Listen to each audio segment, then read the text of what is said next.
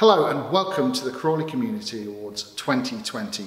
Now it has been a very different year this year. As you can see, we're filming in a different space at the Hawth. It's empty, it's just us, but that does not change the fact that we do have winners and that your name could be in one of these envelopes. So without further ado, let's get started. The next award is for inspiration, and the winner is Graham Cridland. In 2004, Graham established the West Sussex and Surrey Angling Academy.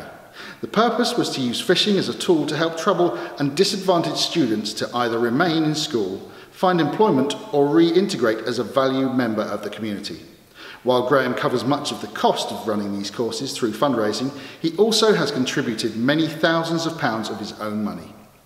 Graham has extended his work to support members of the armed forces and their families to aid the recovery and rehabilitation. The Academy have opened an Armed Forces, Veterans and Blue Lights Breakfast Club. Retired Brigadier Alan Davies, who nominated Graham, said that his dedication is beyond all expectation. Graham, congratulations.